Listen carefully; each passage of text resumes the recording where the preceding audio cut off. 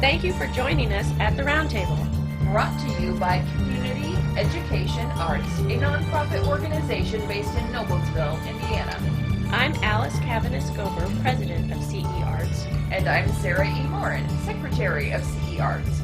Let's sit down at the Roundtable.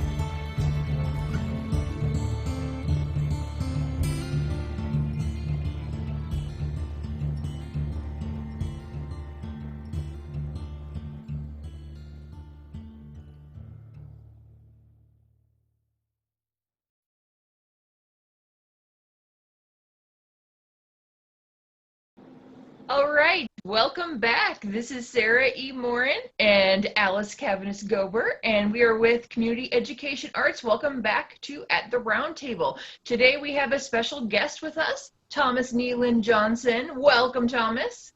Thank you. And so, Thomas, first, would you just be willing to introduce yourself to our audience? All about who you are as an artist this time. Oh, yeah, for sure. So my name is Thomas Kneeland. I grew up in Mississippi, right smack dab in the middle of the Delta. I was raised by my grandparents. I define myself as a scholar and a gentleman. And I absolutely love writing poetry. It's something I've done for almost a decade now. And so it's an extension of me. It's a part of my everyday process. And it has brought me through a lot of life experiences, both positive and negative. So, yeah. Can you talk to me a little bit more about the style of your poetry? Do you do rhymed, free verse? How would you describe it? Yeah, so I'm not really a rhyme guy. I like rhyme, but I'm more of a free verse type of poet. Even though I love writing in free verse, I also like experimenting with forms. And so some of my favorite forms are sestinas. We've got the simple haikus, which kind of serve as a punctuation to a longer poem. Pantoums, which has a cyclic nature when you're writing it. But mostly I love writing in free verse, just, putting out what comes to mind, and then making the tweaks there. But to improve on craft, I love working with forms too. So. Gotcha. Yeah, I remember trying to write a pantoum a couple years ago, and it is harder than you think to make it kind of chase its own tail. Yeah. Right. Without forcing lines, yeah, it's pretty difficult. Yeah.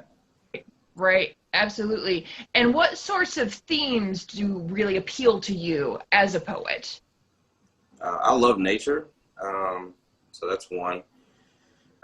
Lately, I've been writing about injustices. So the injustices that, we see on the news in local societies, surrounding communities. And so I created a chapbook out of those injustices that I've written about. So lately that's been the theme, but aside from that, nature, music, those are kind of my things. Gotcha. What's your chapbook entitled? It's called Injustice League, Dark Matters. So for all the DC Comics fans, it's a pretty similar name, but it's called the Injustice League because there are several groups of people who have been injusticed. And so this chapbook that I've written is the first chapbook in a series. And the first one happens to start off with like the gun violence and police brutality. So. Yeah. That sounds really fascinating. I look forward to the series continuing to see what else you come up with for that series. You mentioned, I don't mean to interrupt you, but you mentioned that you've been writing poetry for 10 years. Was that about when you kind of knew that was your destiny? How did that come about? Yeah, so I started undergrad at DePauw University back in 2010. And I thought that I was going in to major in biology and eventually become a pediatrician. Oh, wow. But that's a little different than a poet. Yeah. Okay. It's on the opposite side, but I started learning, in my first semester, one, that it just wasn't for me. And so I took a college writing course my first semester, which introduced me to writing. And so then I got into a creative writing course the following semester. And so that's what sparked everything. There's an author, creative writer, playwright. Her name is Chris White. I took her for my intro to creative writing class. And so from then on, I declared my major freshman year as a creative writing major. So. That's quite a switch, It is. Yeah, that's interesting. Because you started out with biology and everything, it's not surprising to me that things in nature continue to inspire you, because you were probably looking at, the natural side of life, the nature sciences and everything with biology, right. And you still have that inspiration. And it's always interesting to me, and I think to our audiences, what inspires people. And so getting a little bit of background from you about your story helps us understand where you're coming from as a poet. Absolutely. And if I can add this, I think there was a point where I decided there was another way that I wanted to, improve quality of life for people, instead of having like that physical control, I feel that writing is just as powerful a healing agent as, let's say, your local physician or your local mental health counselor. So poetry has some of those same properties. Yeah, well, I think we would definitely agree with you on that, because we believe that too, and we also believe that poetry can change the world. So I think we're all in agreement that what we're doing matters. It matters a lot. We have a good thing we're doing. So, yeah. Absolutely. I would love to hear, kind of tied right into that topic, Thomas, about, are there any events or experiences in your childhood or any time in your life that you feel really have fed into your development as a poet? Ooh, that's a good one. Yeah. So one of my biggest things, so I was born in California, and of course, most kids start out with two parents. And growing up, I didn't have a father. And so there are a couple of moments where I found myself writing poetry about, not having a father, growing up without him, and being raised by my grandparents and my mom. So those events, I feel, kind of helped shape me as a writer. And especially while I was in undergrad, some of those moments resurfaced. And there was actually a time where I met my father on social media, but then we lost contact again. And so during that time, it was a really dark time after that. And so I began to write the darkest forms that the darkest poems that I could write,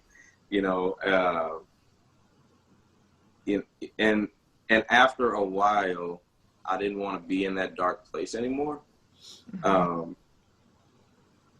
And so I decided to just shift my focus, and focus on the things that I could have control over, the things that, would allow me to write more bright poetry. But yeah, I think that might have been one of the biggest events in my life that contribute to my strength as a writer. I think the second one is a more recent divorce. About 2.5 years ago, I went through a pretty nasty divorce. And so that brought my second publication, Uncaged, to life. I released that in October of 2019, and a lot of those poems reflect the emotions that I had during my divorce, or leading up to the finalization of my divorce. And now fast forward to 2020, I am engaged to the love of my life, and I have, again, write poetry to write and new experiences with her. And so, so I've had the opportunity to kind of, I don't know, shape myself in many different ways, but it's all developed me into the strong writer that I am today. Well, congratulations on getting engaged to the love of your life, first of all. And then I wanted to say that overcoming those challenges and those obstacles that you talked about and kind of like writing your way through them with your poetry, I feel like that's so important for creative people and even people who've never picked up a pencil or a pen or a keyboard or anything to write a poem, to, that poets are willing to share those journeys and those the parts of their lives that are not positive or not pleasant and work their way through them. That's exactly when you were talking about impacting people in a positive way. That's exactly how we do that. And I feel very grateful to you that you put so much of yourself into your writing to share with the world in your chapbooks, because we don't hear those stories all the time. We might not hear the story of a young man growing up without a father and then connecting and disconnecting from that father. And so I feel like you're really contributing so much to other people's lives, that you may not ever meet them, but you're going to impact them and affect them in a positive way and help them go, come through some difficult times in their lives as well.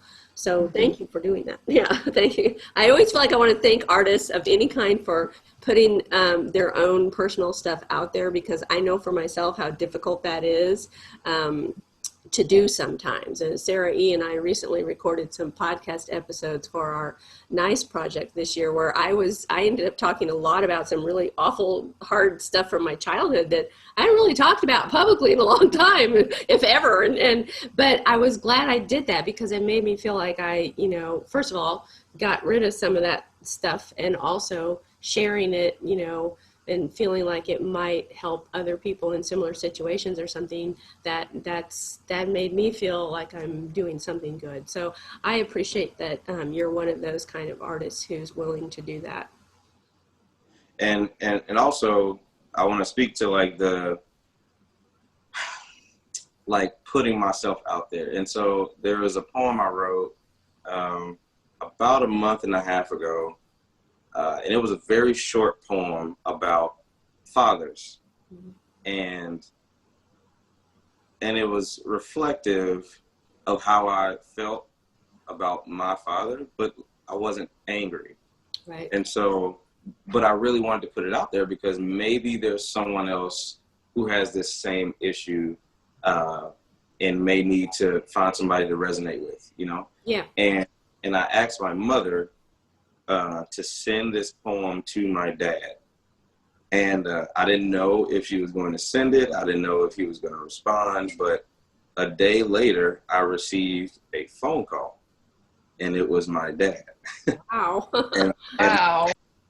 Yeah. And on that day, we officially reconnected. And not only that, I discovered that I have 2 other siblings who also live in California. Wow. And from that moment, it was like, yeah, okay. I'm not only just, telling people, oh yeah, poetry can change your life. It can, alter perceptions and, this, that, and the third, but it literally happened for me, like something that I've been waiting on for, years, actually, because I wrote a poem.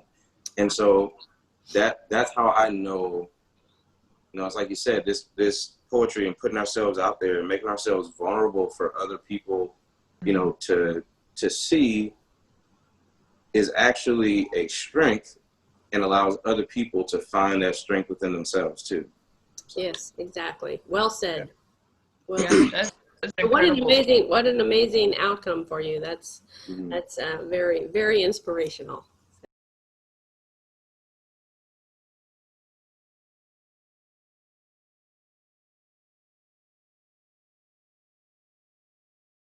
This has been At the Round Table with Alice and Sarah E. of Community Education Arts. Our nonprofit organization is based in Noblesville, Indiana. You can find us online at CEArts.org. We'd like to thank James Weston for writing our intro music and for his technical savvy. Join us next time at the Round Table.